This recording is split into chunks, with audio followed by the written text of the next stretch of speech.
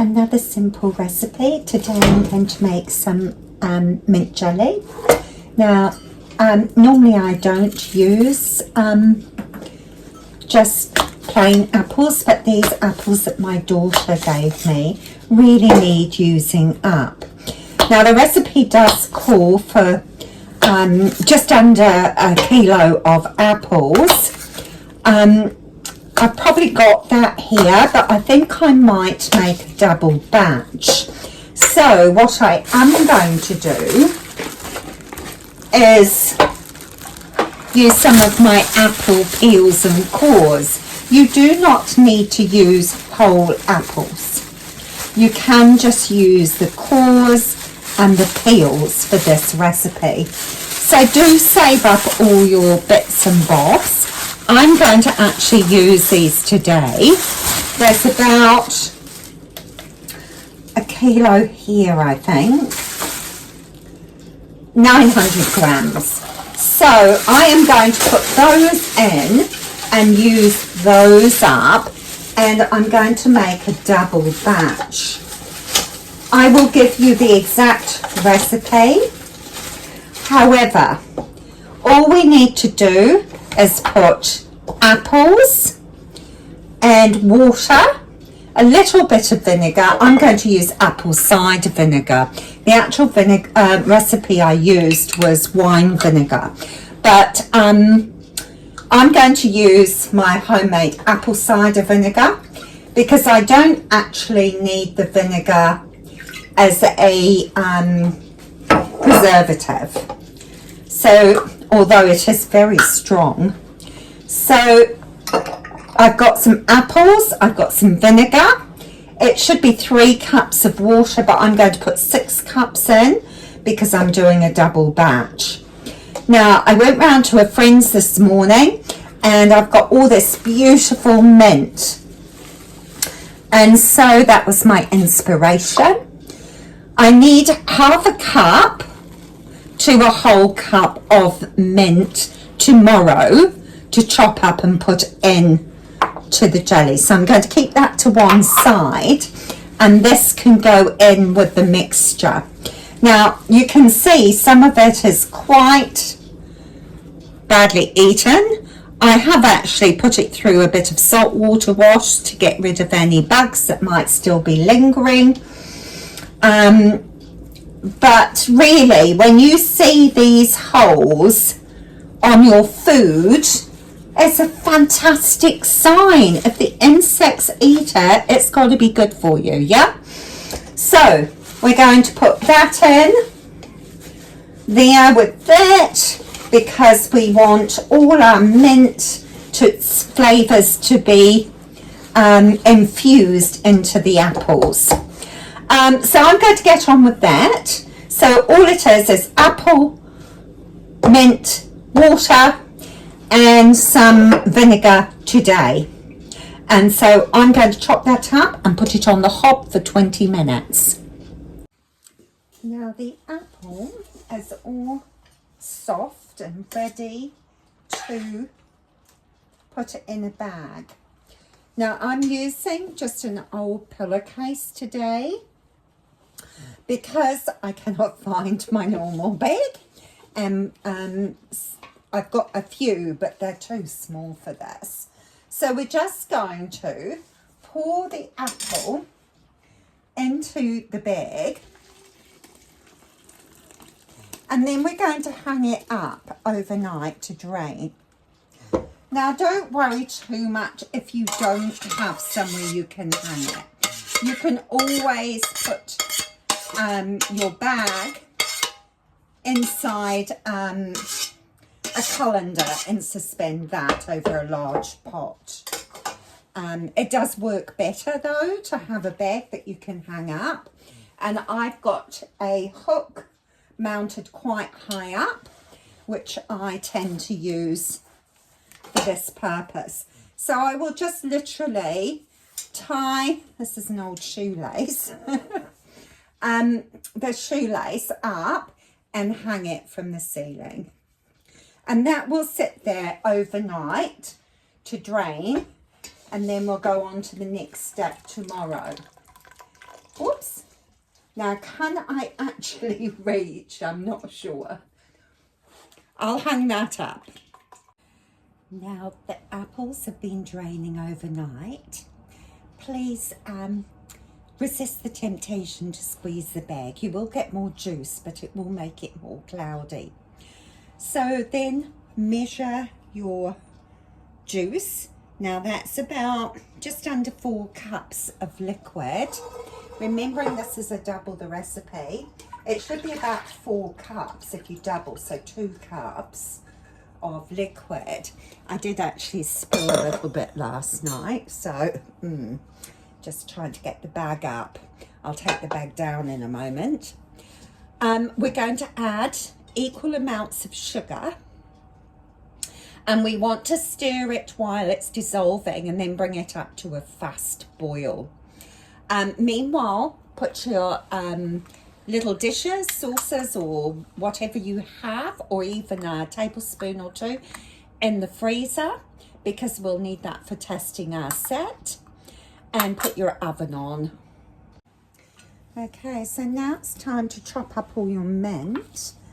I washed my mint last night because I like to wash and dry it so it's really dry, because I do not want to introduce too much liquid to the mix. So chop up all your mint and leave it to one side because it's not time to add it yet.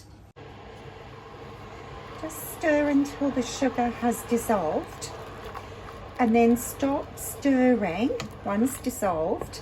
Stop stirring because we need to bring that to a rapid boil, so on high. Now I've just got my cold saucer out of the freezer, but I also want to show you there's not a lot of fruit in there, fruit juice, but you can see how it boils up.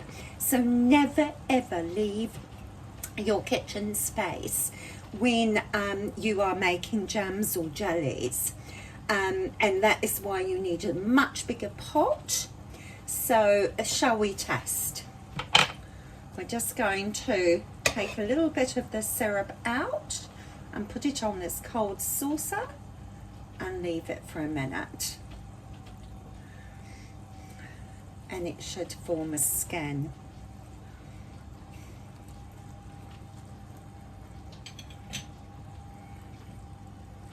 It looks a lovely colour, doesn't it? Nice pink from the pink skin. You can see it's starting to skim, look. Can you see that? It's starting to form a skin. You can see the line in it. So that's about ready. You can see just how clearly that leaves a mark. So it's nice and ready.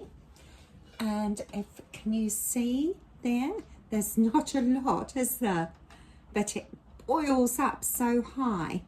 Now we're going to leave that for 5 to 10 minutes to cool down. And we want our mint to be suspended in the jelly. Now, don't be tempted to add it too early. I've done that a few times myself, and then I'm disappointed with the end result. So do leave it. Now, I did get a little bit of butter out in case it needed a little bit. There's not a lot of scum in there, but I will stir in just a tiny bit of this butter. So let's just stir in a tiny bit of butter because we want all that scum to dissipate. While we're doing this, I'm going to boil the kettle and just put some boiling water over my lids and my utensils. The jelly's been cooling about 10 minutes now, and you can see how syrupy it's got. So let's hope that the mint stays suspended. So we're just going to add a little bit to start with and stir it in and have a look at what happens. If it floats to the surface, then we'll need to leave it a bit longer. Let's try adding a little bit again. So this has just been about 11 or 12 minutes, and it could vary depending on lots of factors like the room temperature and what kind of pot you're using. I think I'm quite happy with it. Can you see it starting to be suspended? So I'm going to add the rest of the mint, give it a good stir, and then put it in our sterile jars.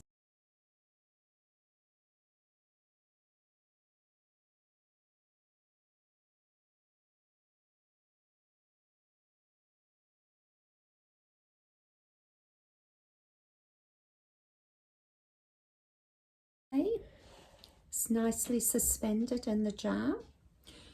So I'll continue to bottle those up, but when you have bottled them, you just literally take a cloth, and I'll put some hot water in this. You can use white vinegar if you wish to get rid of any sticky residue from around the rim. So I just use hot water on things like this. If I'm bottling something or canning something that is fatty, then I definitely use vinegar. So give it a good clean, and then you can reuse your lids. Now this lid here doesn't have one of those pressy down things. Absolutely fine for jelly. So just leave it until the morning, and do not touch because you don't want the jelly to go all cloudy. So yeah, and there we have our mint jelly. Now it's not quite set, but I know I'm going to be a bit busy tomorrow, so you can see it's not quite set, but the mint is nicely suspended in the jelly, and that will set by tomorrow. So I'm going to pop that away on the shelf tonight. When you're making your mint jelly, dried mint does suspend much easier. However, if you've got fresh mint, use fresh mint. And if it doesn't suspend nicely, it's not a big deal. Just stir it in when you're using it, and it'll be just as beautiful. This really is an economical recipe. If you use all your cores and peels, you grow your own mint, you might even make your apple cider vinegar. So all you're needing to do is pay for sugar and your electricity. I have only given the recipe for the double batch. It just seems to be a lot more economical to make the double batch. Enjoy. Bye for now.